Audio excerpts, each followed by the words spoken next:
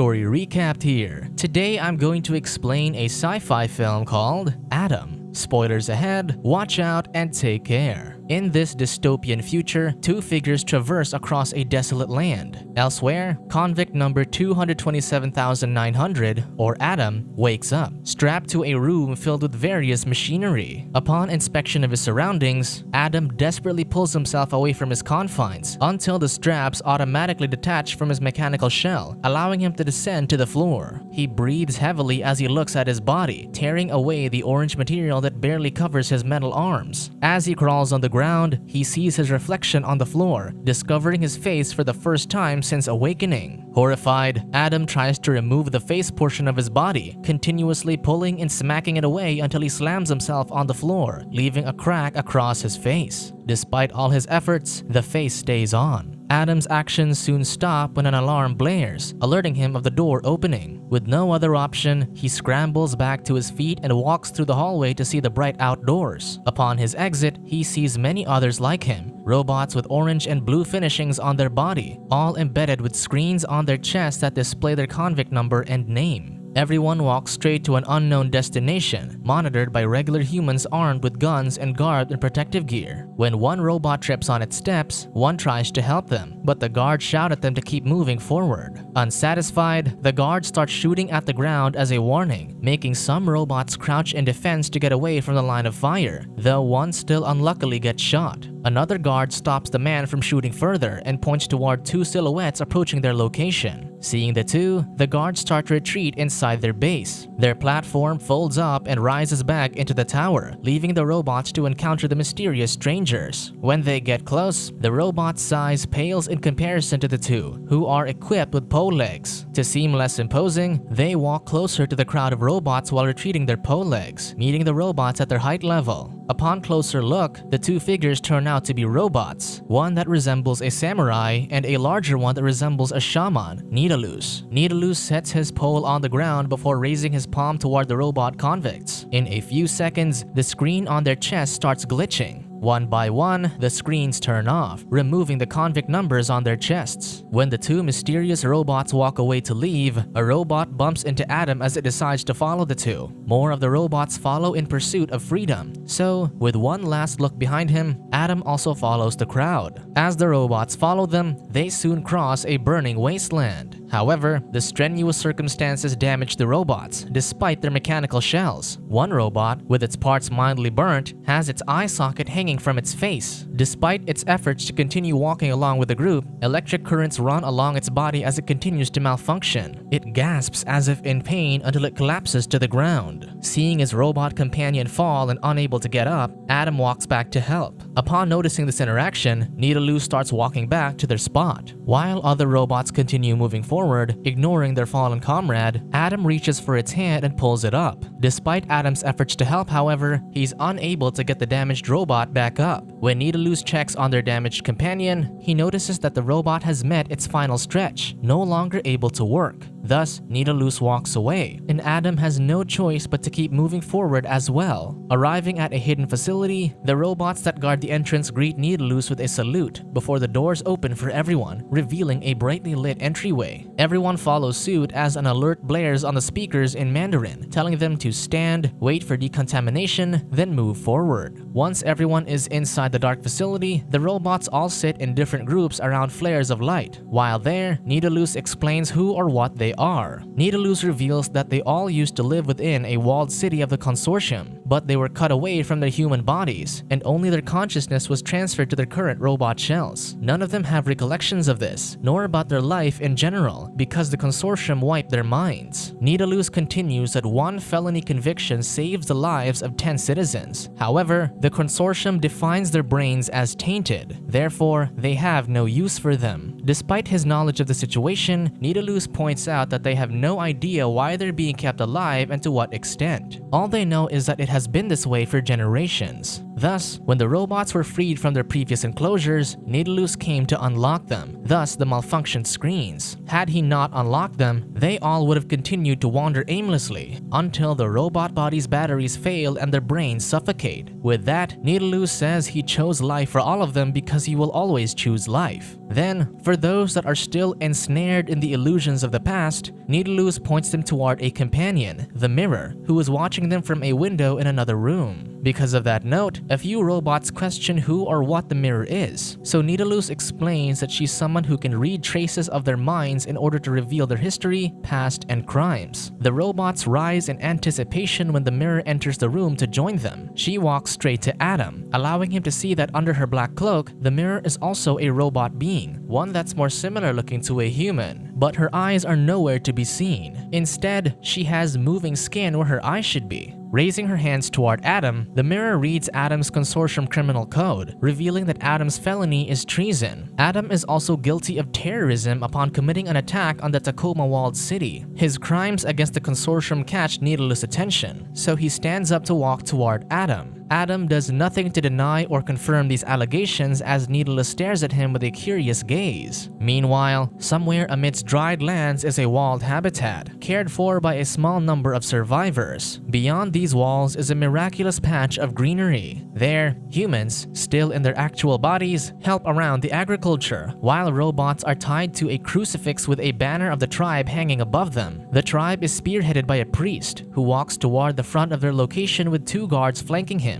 There, he meets a figure who bows to him. Unlike the priest and his followers, the woman wears protective gear, including a mask that gives her oxygen. When the priest tells Marianne to look up, she momentarily flinches away from the bright sun. Still, the priest assures her that she made the right decision of seeking his tribe for aid. He asks for her name, and she introduces herself as Marianne, a weakened lone woman with a face covered in bruises. Recognizing her name, the priest tells her that he was expecting her arrival because the news of Marianne seeking his asylum reached him some time ago. The priest explains that he has a network of helpers, or a brotherhood, who have renounced the ways of men and that many people who seek better lives would often flee to his tribe. He assumes that his brotherhood helped her journey, and Marianne confirms. She exclaims in fascination that the people aren't wearing any masks, amazed that the devout are saved. As the priest assists Marianne back on her feet, he asks what happened to her. So Marianne explains that they encountered a ventilation problem in their tenement, leading to several of them getting sick. Her only brother, Jacob, was arrested for stealing medication for them, so he got expelled by the consortium. These events didn't help Marianne because this led to her sickness getting worse. Until now, despite the oxygen mask, she coughs. With that, the priest points out that the consortium would only cure their sickness with more poison. He adds that the technology of their grandfathers destroyed the earth, yet the consortium continues to worship at its altar. While showing her around their sanctuary, where they've escaped the terrible machinery, the priest tells Marianne that they have a pure form of life in their tribe because they have perfected the ancient ways. Not only do they expel technology away from their safe space, but all of the people there abhor it.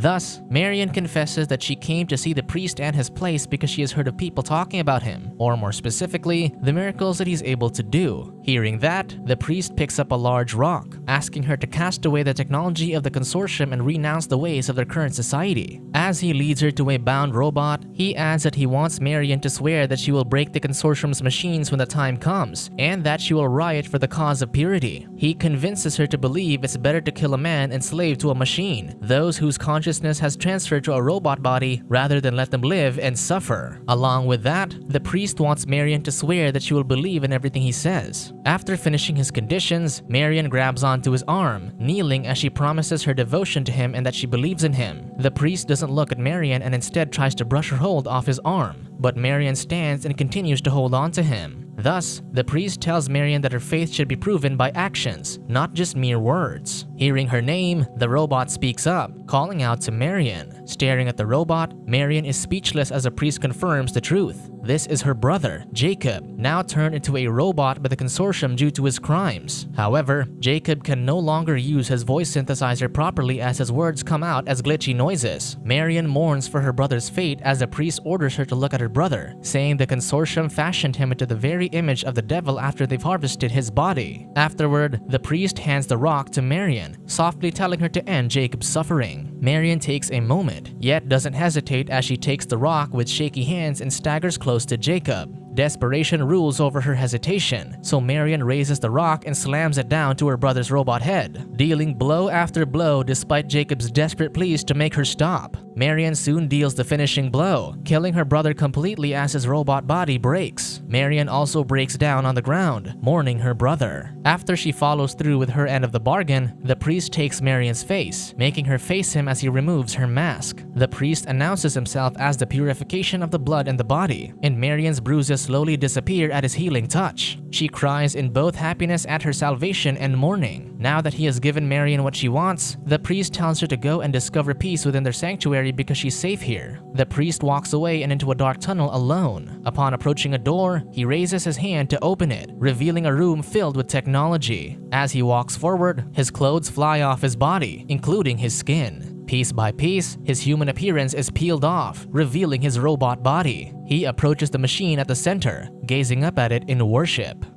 Subscribe to watch more videos like this. Turn on notifications. And leave a like, it really helps the channel out. Thank you for watching.